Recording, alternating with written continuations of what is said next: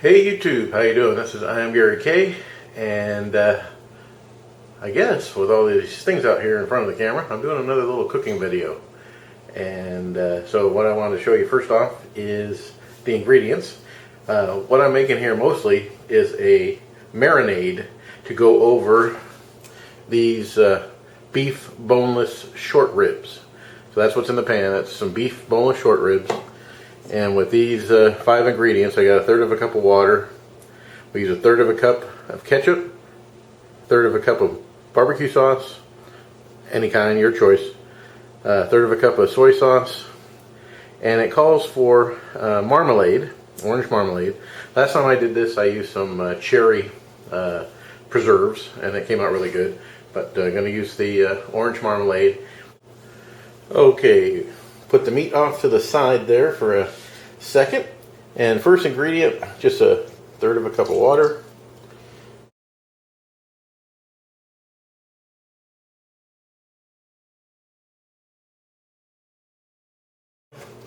And basically all we're going to do, as you probably figured, is mix this together. Alright, so I'm going to do that until I get it to the consistency I want. And I'll come back and then we're basically just going to pour it over the meat and set it aside for a little bit.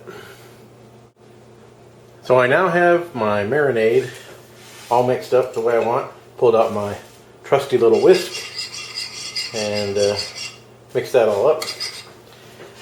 I'm not sure why I didn't already have the meat in this pan. Just got an extra pan dirty. But I transferred the meat now to the baking dish.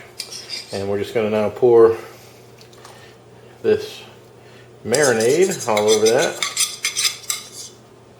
to cover everything. And this is just real simple, as you can see, nothing too complicated.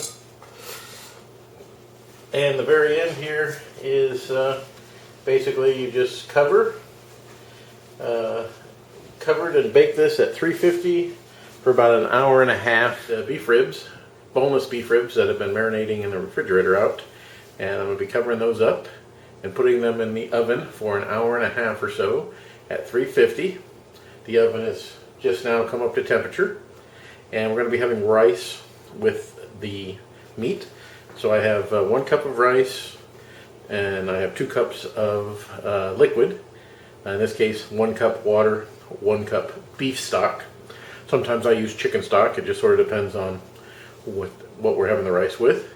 And for those of you who have never cooked rice traditionally, not using a rice cooker, but just in a regular pot with a lid on the stove instead of instant rice, all you need is basically 1 part rice to 2 parts liquid. So 1 cup of rice, 2 cups liquid. 2 cups rice, 4 cups of liquid. It's real simple.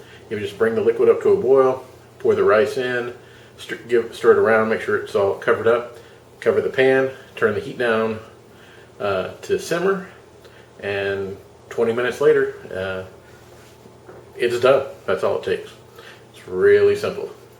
And then we'll be having some type of vegetable, I don't know, spinach or broccoli or green beans, something along with this meal. So in about an hour and a half or so, when this is all done, but in the magic of the camera, it'll just be a split second, I will show you the plated meal. It's the meal. Peas, green beans, for those who prefer whichever, the meat, and the rice. Probably have a little sauce or a little butter on the rice. But there you go. Pretty simple meal. Not too hard to make. And that completes it. There's the plated meal. You got I'm going to have some green beans. There's the meat. There's the rice. I put a little sauce on it, a little butter, and I got some pita bread there. Thought it would be good with the sauce and the meat. So, and I did take a taste, and it tastes really good. And so there you go. Bon appetit.